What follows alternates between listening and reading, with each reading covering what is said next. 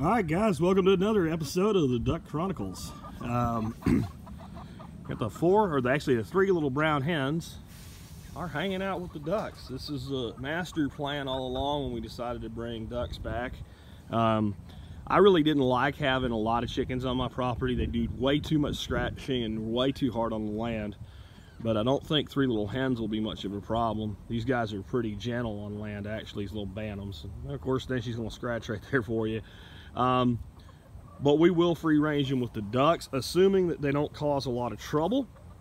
If they start over scratching, it will be actually really easy because these birds are so tame.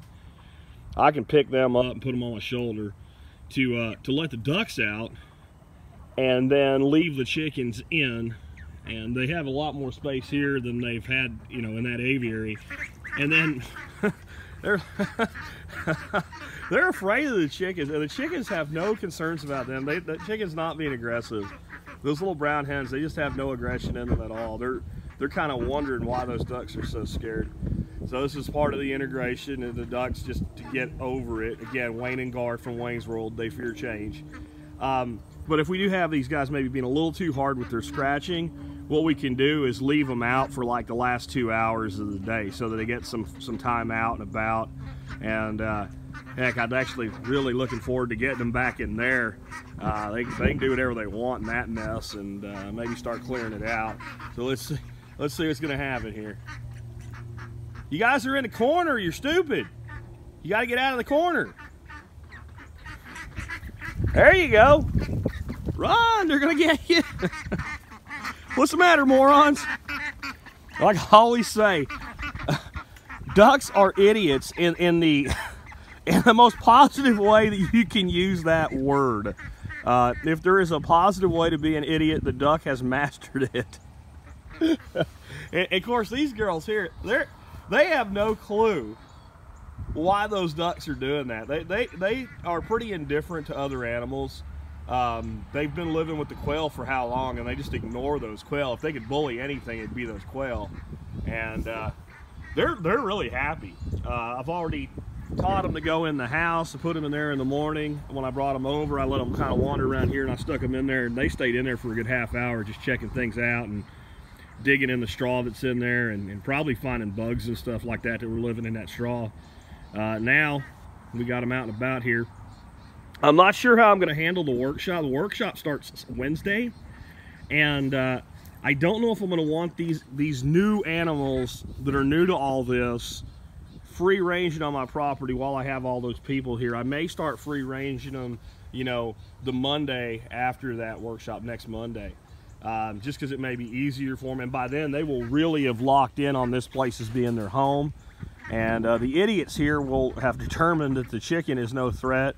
They're pretty much scared of everything. The dog, the cat, the chickens, you name it. And I really am working on them with the dogs. I had Charlie out here with them today for a good 15-20 minutes this morning. I want them totally desensitized to the dogs. I don't want them running from the dogs, mainly because that can trigger a prey response even in a disciplined dog. Charlie and Max, I have no concerns if they, I mean, Charlie and Max, they can run right past them, and unless I'm directing Charlie to do something like move them, he just ignores them like they're not even there. He just looks at them like, well, what they are, idiots. But Lucy does have quite a bit of prey drive. She was a stray, brought in off the streets. We know it was at least 2 weeks. It could have been up to a month that she was living as a stray. So she was having to forage and kill for her food. She also has husky in her. That's a very high prey drive breed.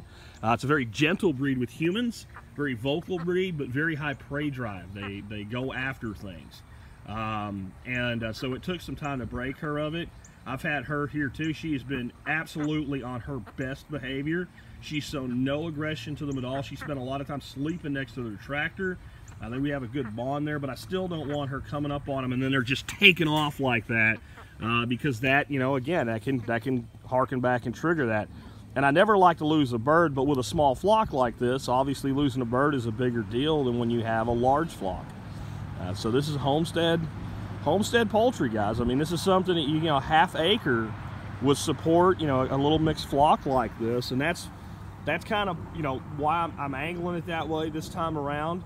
I'm also doing it for us. We don't want to do the work of having 100 birds and packaging eggs. I mean, people don't realize the work of the birds, when we had all those birds, really wasn't very much. You know, you fill up their feeders, you fill up their waterers, you let them out whichever gate they need to go out every day. You know, we got that gate, we got this gate, we got the one I'm standing in front of, and we got the one up there. We had 4 areas that they could forage. And taking care of 100 was not much more work than it'll be to take care of 10. Except you had to carry more food and they ate a lot more of it. And you had to go to the feed store more often and stuff like that. But you know, you fill up more pools. But I mean, it's not hard to stick a hose in a pool and turn it on and watch the water fill up while you have your morning coffee. You know, now I'll have to fill up 1 pool instead of, you know, 8. So it'll take less time, but it still wouldn't work. The work was, once these guys start cranking out eggs and you're producing, you know, 100 to 140 eggs a day, depending on when. That one just discovered black locust leaves taste good. Anyway, you know, you're producing that many eggs. You know, you're talking 10 dozen eggs a day. And they all have to be washed because ducks, you know, when they free range, they lay pretty gnarly looking eggs sometimes, and it's just not a marketable product. They all have to be packaged, they all have to be labeled, they all have to be refrigerated. You know, we had 3 refrigerators to manage inventory and the ebbs and flows. You have to deal with the customers coming to pick stuff up, you know, handling money, getting more feed because you're going through, you know, 1,000 pounds of feed a month. That was all the work. This part, and that's why I think it's such a good thing for a small homestead. These guys will process all our waste. We'll move the compost bins out here for them. The chickens will do a lot of the scratching and breaking down, but these guys will help too. We'll have all the eggs we could ever want and more. And as I said in the last episode, Dorothy figures once we figure out whatever number of eggs we have, we'll contact some of our really best customers from the past, and you know, we can you know, maybe sell, you know, 10 dozen a month. Or maybe even less than that, maybe 8 dozen a month. 2 people buying 4 dozen a piece a month, we can easily do that, and that'll pretty much pay the feed bill. So these guys will pay their own way in surplus eggs. We love duck eggs, but you know, I go through about 2 dozen a month. I got 8 ducks here. At the height of the laying season, they'll give me 6 to 8 eggs a day. That's way more than I need, so you know, we can do that. We can always raise some of these guys as ducklings and sell the ducklings on Craigslist. I can do pre-orders.